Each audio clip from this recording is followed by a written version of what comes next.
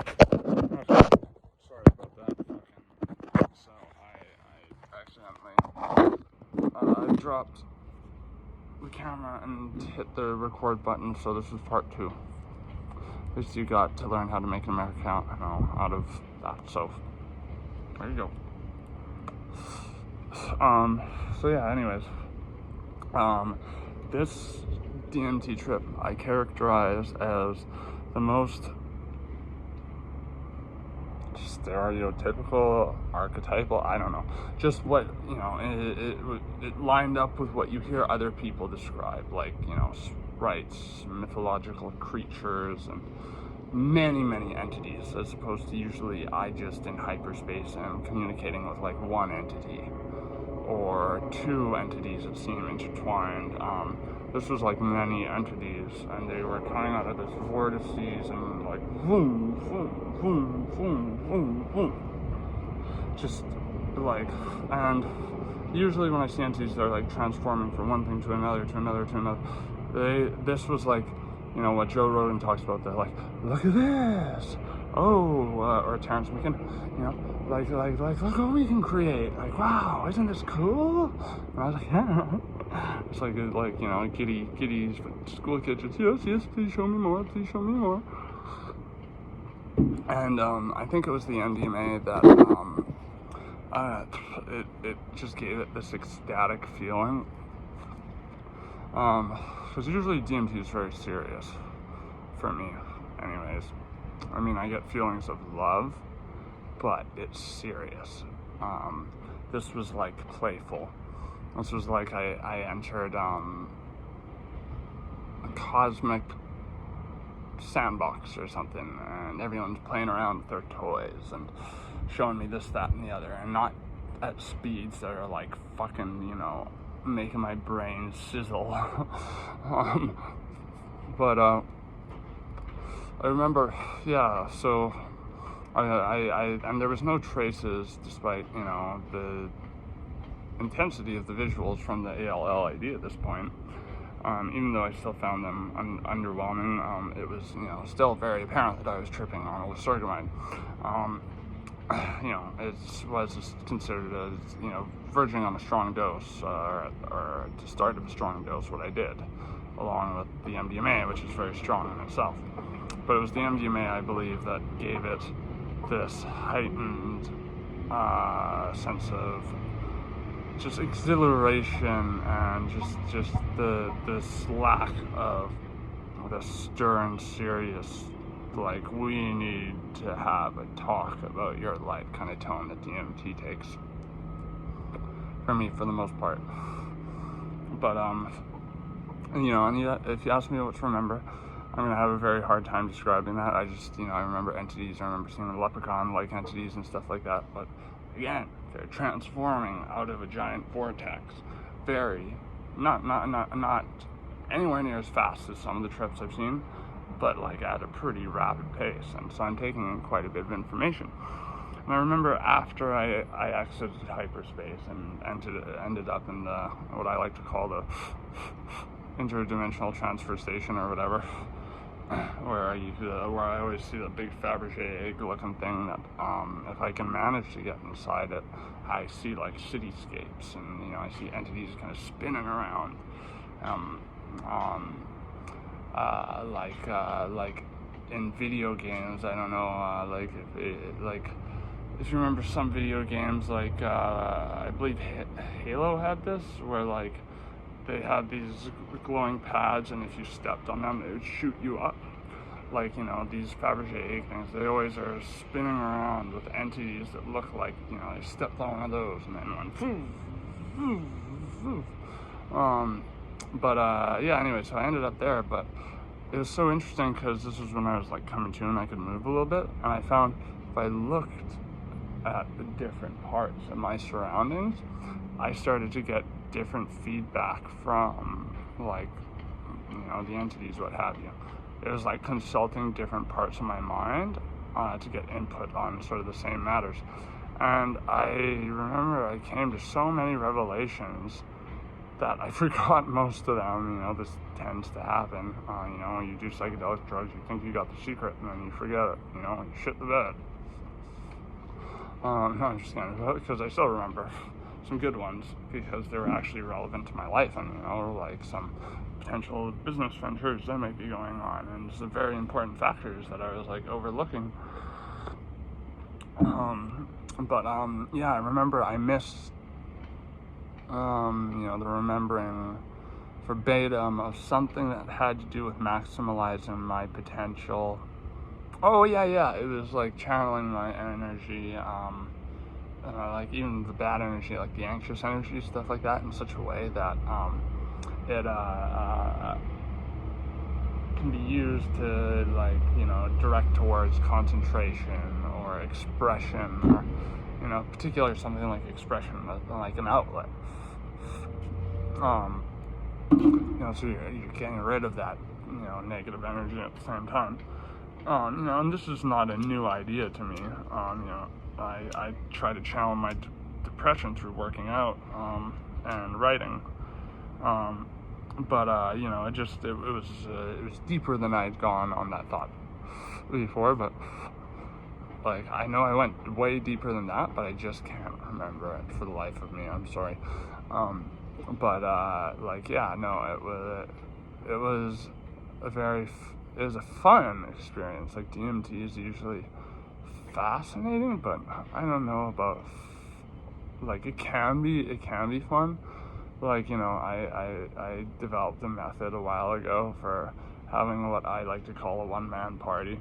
It's probably not for everyone. I'm not going to say what it is because, you know, I think, you know, I could do an entire video on this, but you know, I've had nights where, you know, I was just so knackered from work or whatever, you know, and it was a Saturday, so I just didn't feel like going to a rave or whatever.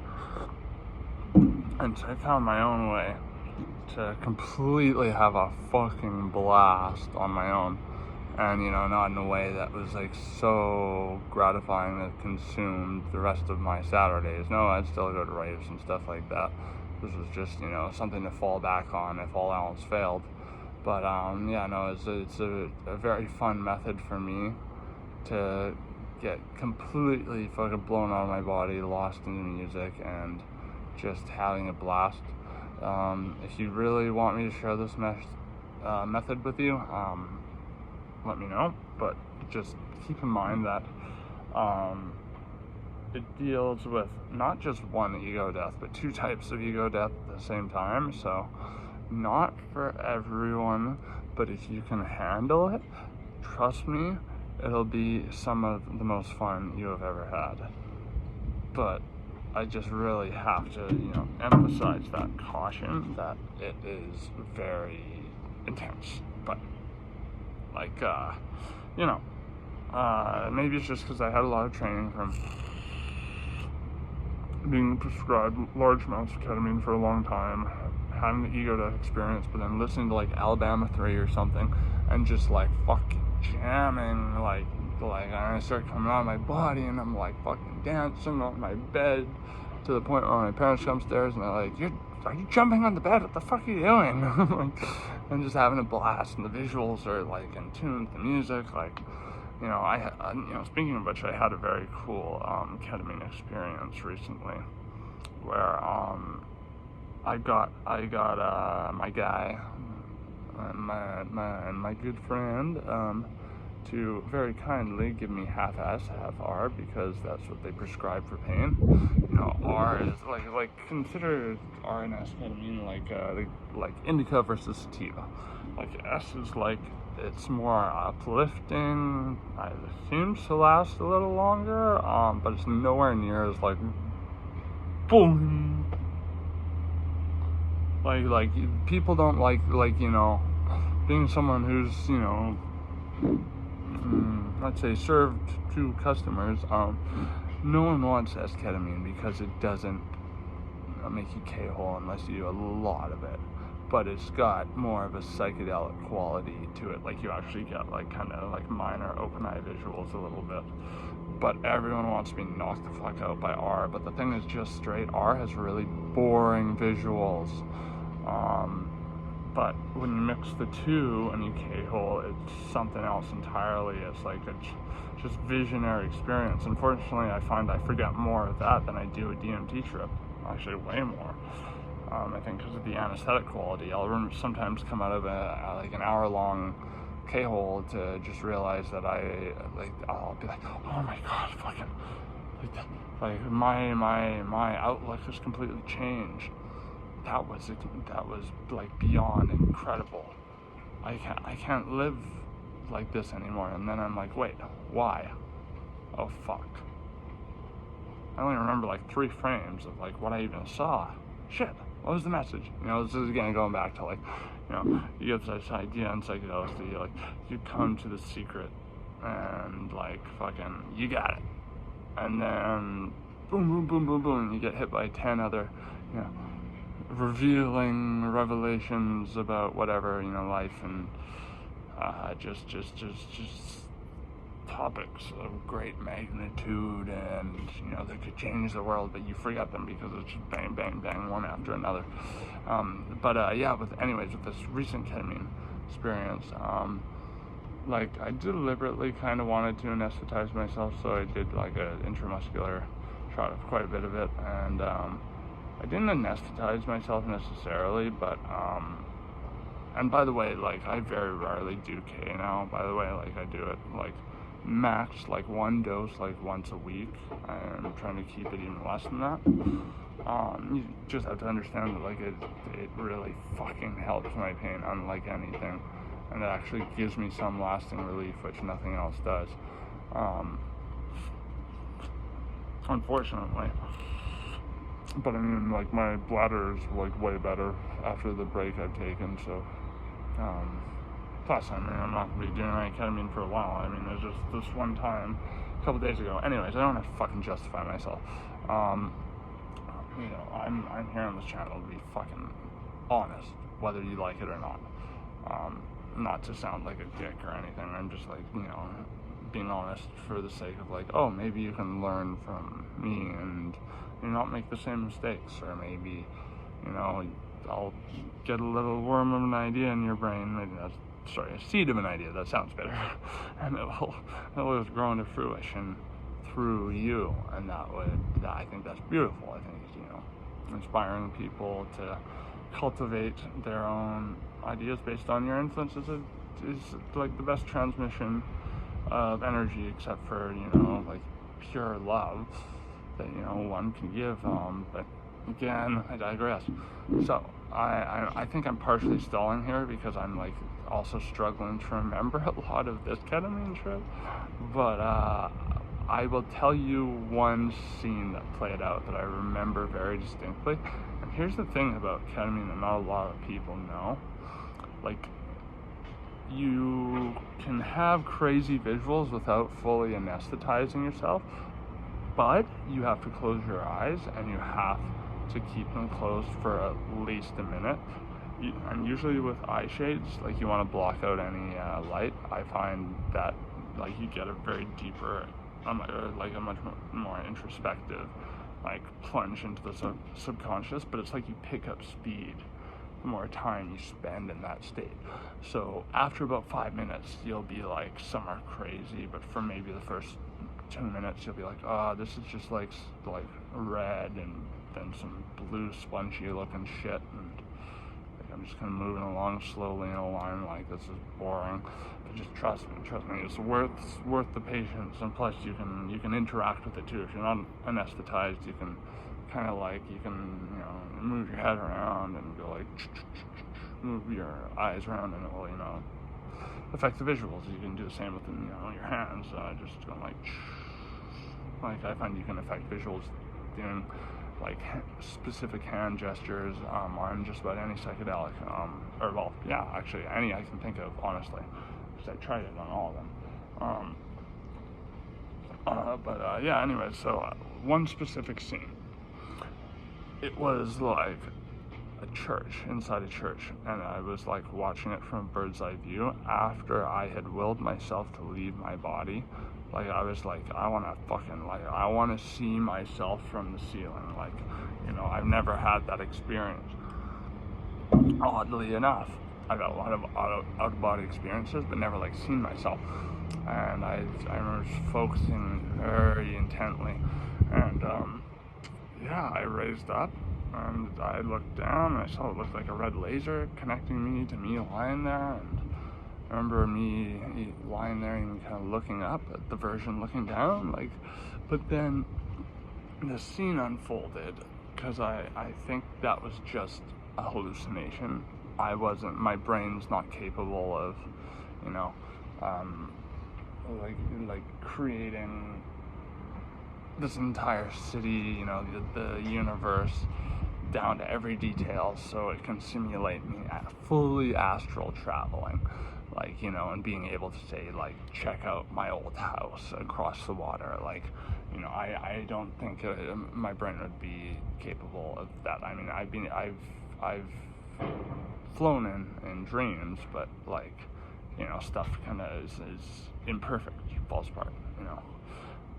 I'm only the owner of one brain, and my brain works, but it's not like nothing. It's no prized, you know, cerebral composition, or, you know, my cognition is mediocre. Case in point, you know, I keep like fucking stalling when I'm like telling you this one fucking simple scene. It's just hard to like describe kind of my perspective on how I viewed it, because it was like this scene unfolded in front of me, like it opened up like an old film, like a, and I think it was kind of like my brain realizing that I wanted to astral travel around and like see shit, but that was actually, you know, in my like surroundings, you know, around here, or, you know, go to my old house across the water and check it out, and it realized it couldn't provide that, so it was like, here, look at this, and it was like a church, and it was a church that I got a very like communal, nice, friendly vibe from. Usually I fucking hate church. I've had nothing but miserable experiences in them. But, you know, it looked like a gospel church. Like everyone had these long robes on, they're swaying, and it looks like they're singing. And I mean, I'm listening to music anyways. I was listening to music when you have your eyes closed on ketamine and you want to hallucinate. Is a very good way to bring out those hallucinations. Trust me. Depends on the music, you know, what you're going to see. I find a lot of the ketamine closed-eye visuals tend to be just like sort of holographic recreations of what I've done that day. So say if I was walking downtown all day, I'll see the streets of downtown sort of cycling over and over. But that's not all you see. Yeah, so these churchgoers swaying around, and I'm like watching it from the roof, you know, so like kind of like it felt like I transitioned from my ceiling to like a similar vantage over this church, or not over the church, but in the church and over the churchgoers, the parishioners, and I was like, this is nice. I haven't sat in on a nice church session ever. And then all of a sudden I raised up a bit like that to more of a bird's eye view, and like in the middle of the room, and everyone just starts beating the shit out of each other and like fucking stomping each other bloody, and I was like, holy cow, man, like that escalated quickly. And then all of a sudden this big yellow holographic looked like a cross between a train and a bug goes boom, boom, boom, boom, and it was huge. I could only see like maybe that much of it from what I imagined. Just swept by and erased the scene and pulled me up in it, and I was, or not in it, but it was like I was kind of dragging behind the wheels of it. It was weird because the front of it looked like a fly's face, kind of, with like maybe like mandible type things, but then the rest was like a train. It's very bizarre, and I constantly hallucinate trains when I do K, like I call them K trains, you know, but because I see them so much, and I think they do represent something. I have a few ideas, but you know, I was just gonna drag behind it. You know, not that I felt like I was gonna drag, but. And then, you know, I could tell this was like really good shit, because then I started thinking, oh, I want to see this. And then it's like, oh, okay. And I started building up whatever I didn't think of in front of me. And so, you know, I start like creating, like I'm playing, what is it? League of Empires? No, what's it?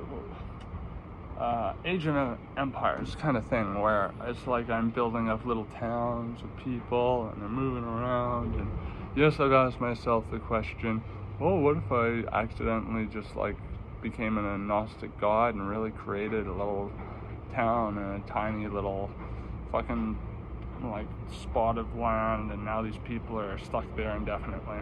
But then I go, I was tripping, dude. I was in my mind, ketamine is like a lucid dream, kind of when you get to those levels of hallucinations. But like one thing that's really cool that I'd really recommend is playing a very visually stimulating and not too repetitive video game for a couple hours for the day that you decide to do like a K-hole dose, or like a just sub. Because like what I often like to do is like not fully anesthetize myself, because when you fully anesthetize yourself, you're like incoherent, like you have no idea what's going on. Like it's very confusing, and it's like scary sometimes. So I do like just enough to where it's below that. So I'm like still, I can move, but I can't, like if I try to talk, it's just like gibberish, and it's gibberish to the point of being like embarrassing. Like holy fuck, like once at a rave I was talking to my buddy's girlfriend, and it took me an hour to pronounce the word university. But we were both on a lot of K, so like, you know, we weren't like judgmental of each other about that, and you know, we had a good laugh about it too. Spent like a good portion of that hour laughing, but I was just like,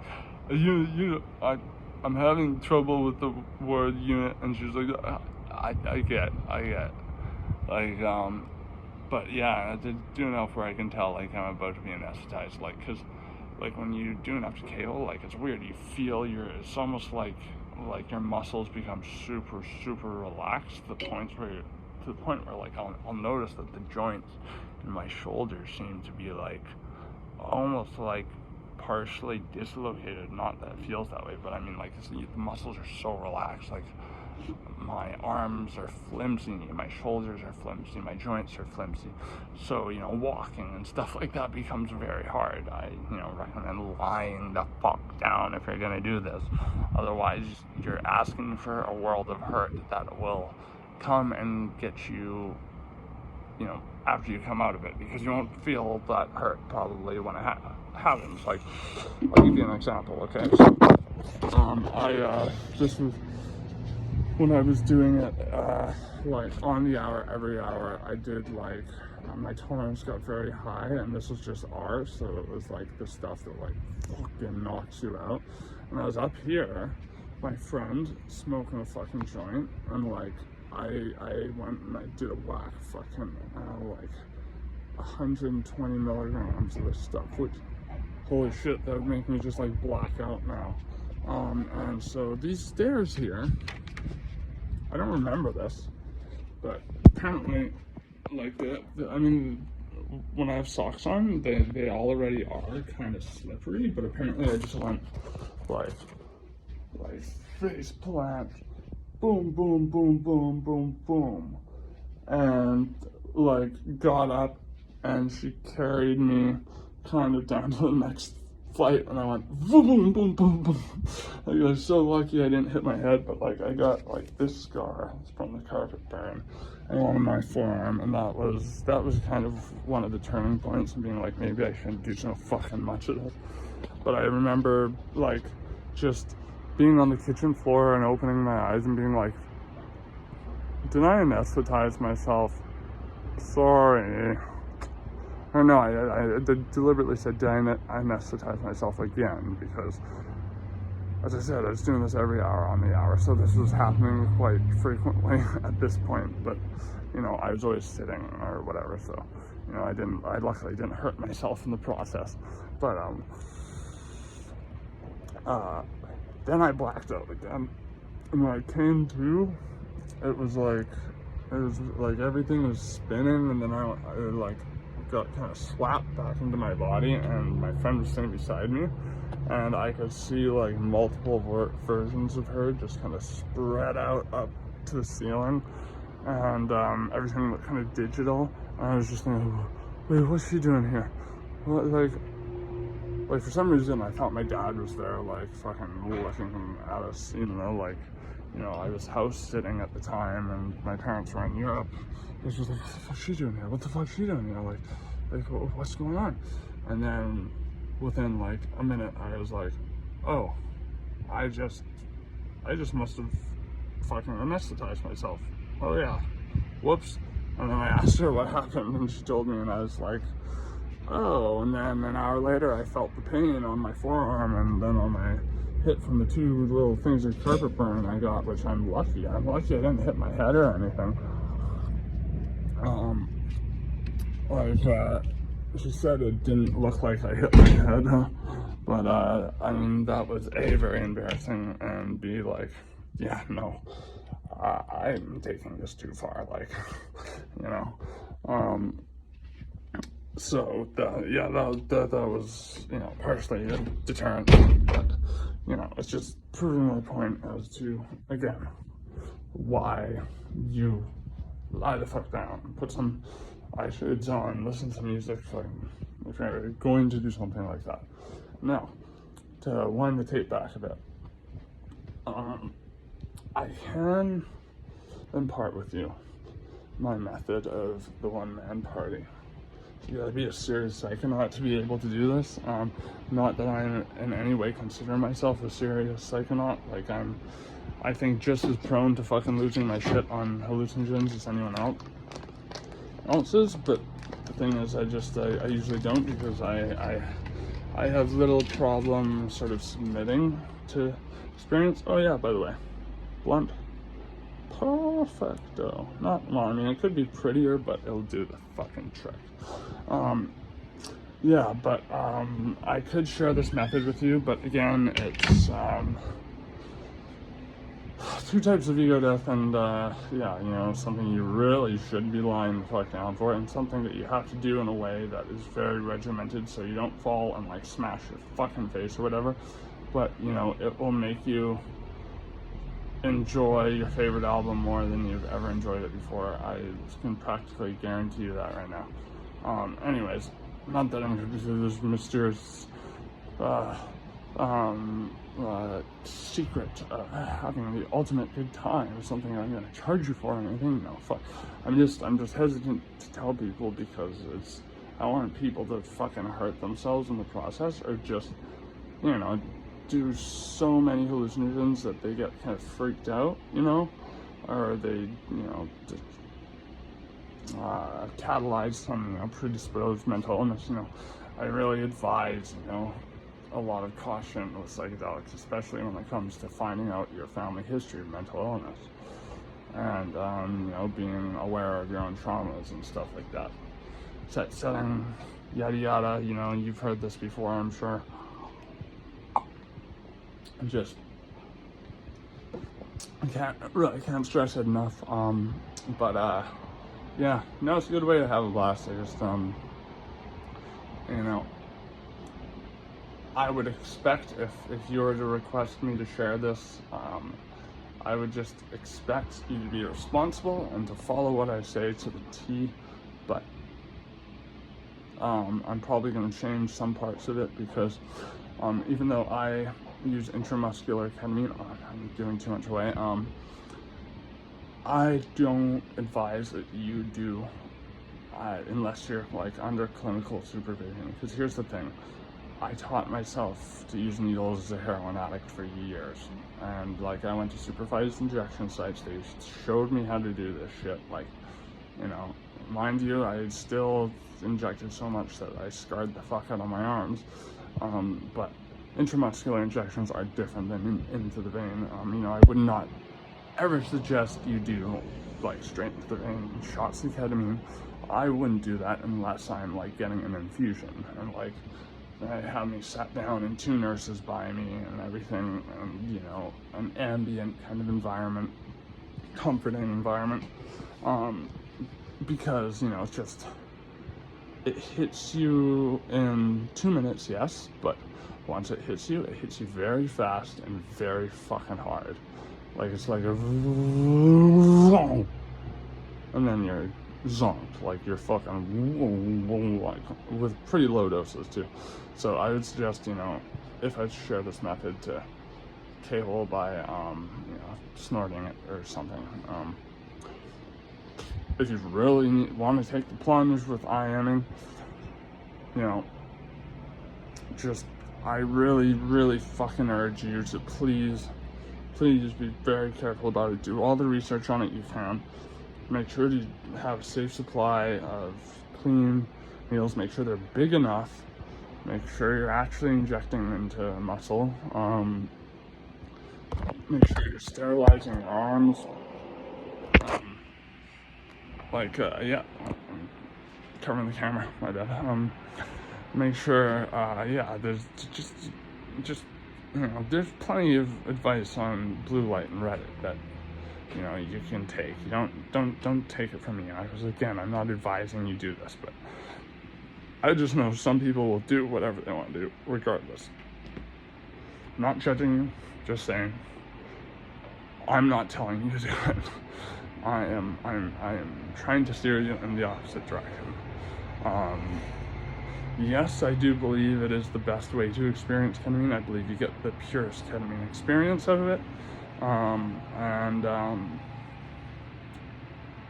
So I get why John Lilly did it that way, but he was a scientist, and he had a rig that he made himself, that injected him every hour on the hour.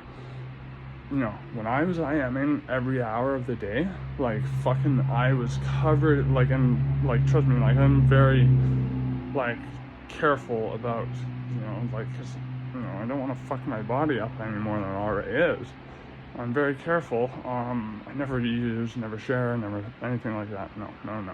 And I make sure that I'm not hitting a vein, so I don't fucking, knock myself out before I can get the needle out. Hitting, I'm very good at hitting the muscles, but still, because of the amount I was using, I was covered in fucking poke marks and bruises, my arms, my fucking ass, my thighs. It was just getting out of control. That was one other reason why I had to kind of, yes, this is good for my pain, but at these levels, the negatives are outweighing the pros, so I gotta take it upon myself to do this. Now, in any case, don't I look mighty angelic?